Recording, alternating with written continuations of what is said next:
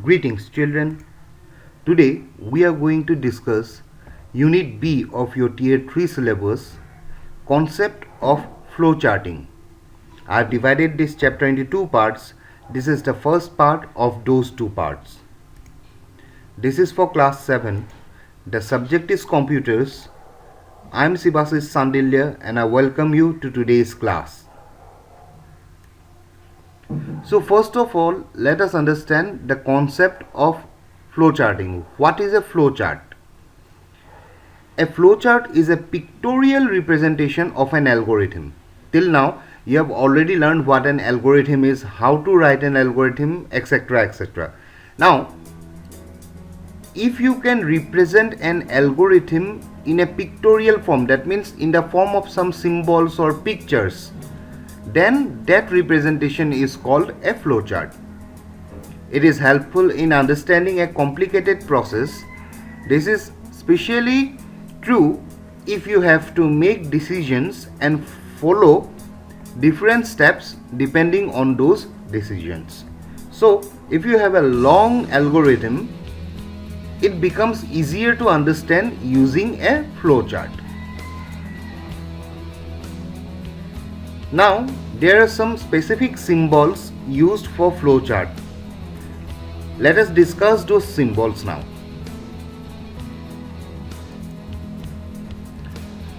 The first symbol that we are going to discuss is the terminal or the terminator. The symbol looks like this, a elongated capsule. What is its function? A oval indicates the beginning or the end of a flowchart. That is the start or the end point. The next one is input or output box, and it looks like this. Okay.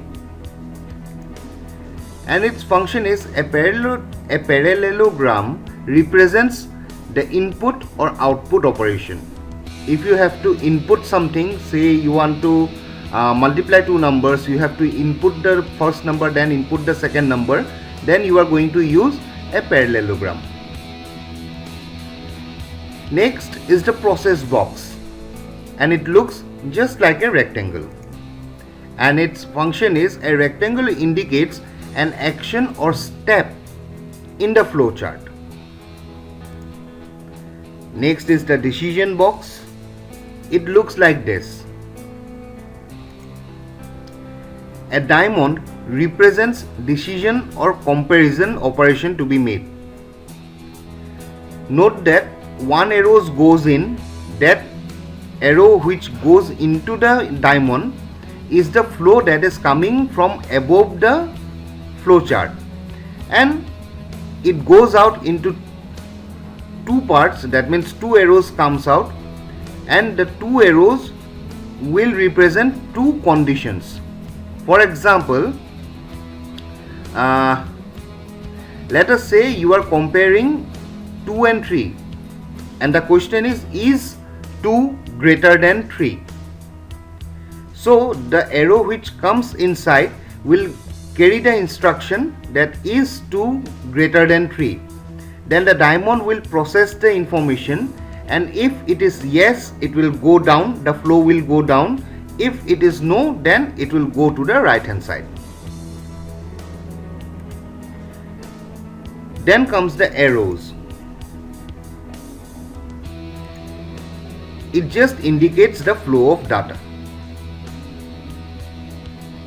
Please remember all the symbols, all the names and all the functions.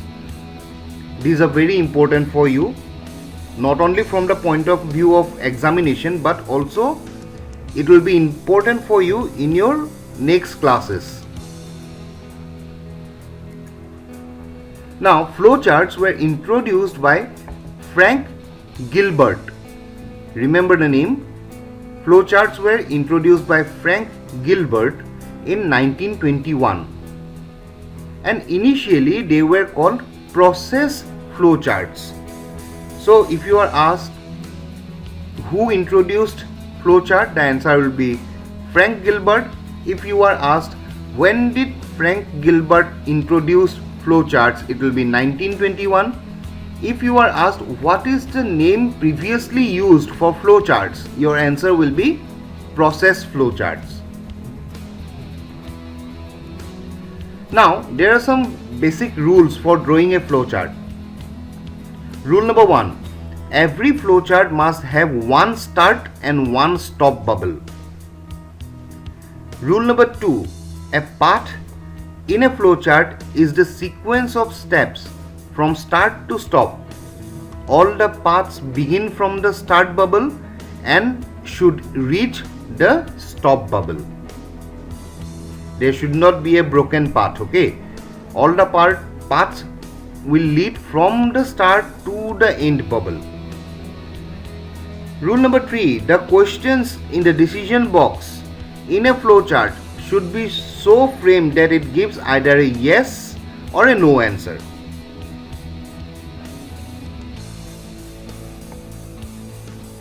Rule number 4. A decision box must have two flow lines coming out of it, one for yes and one for no. So, at this point you have understood, I hope you have understood, that a decision box can only give your answer as a yes or a no. That means you cannot ask the decision box what is the color of the sky, but you can ask the decision box, is the color of the sky blue? Then it will give you either a yes or a no output. So you have to frame your questions in such a way that the decision box will give you the answer as yes or no. Rule number 5. Input those variables which are necessary. Okay, whenever you are asked to input some variables, only input the variables that are necessary. Don't input excessive variables. Also, don't miss out the important variables.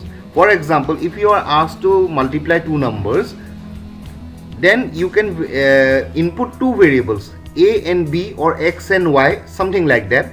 But if you input three variables, a, b and c, then the program might get confused that which two should we multiply. Now, if we are multiplying a and b, what should I do with the data stored in the variable c?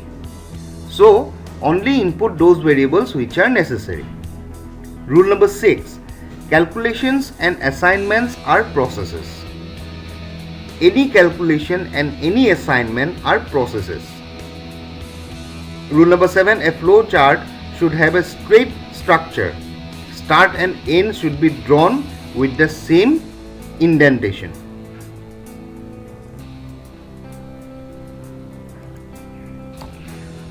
Now let us consider an example. A flow chart to add up two numbers. Every flow chart will begin with a start button.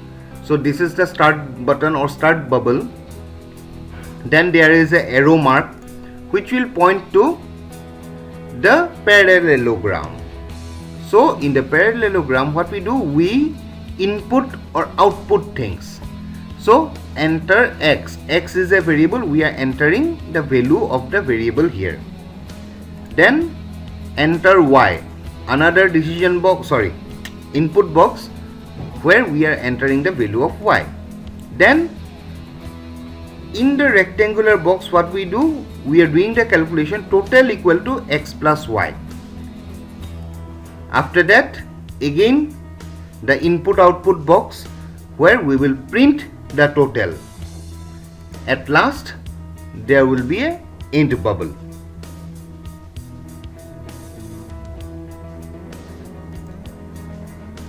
Now, flowchart for addition of two numbers using ClickCharts diagram flowchart software. So ClickCharts is a software where you can make flowcharts very easily. This is just drag and drop functions are here. I will try my best to take a class or make a video on this software, but due to the limitation of today's class, I couldn't make anything. Let me try once and then I will show you how to, if I can record my screen, then I will show you how to do this and make another video for this. For the time being, let us learn the basic about ClickCharts. ClickCharts diagram flowchart software is a freeware and user-friendly program. Any type of flowcharts and many other drawings like UML, ER, data flow diagrams, etc. can be drawn by using it. So, see, data flow diagrams, ER, these are all database related and some higher level diagrams. So, don't get bothered with this. Just understand that ClickCharts is free to use, it is user friendly, and you can draw flowcharts. Specially concentrate on that. You can draw flowcharts using ClickCharts. This brings us to the end of today's class. I hope everyone enjoyed, everyone understood. In our next class, we are going to discuss some more examples of flowcharts, and in our next class, your syllabus for Tier 3 computers will be over.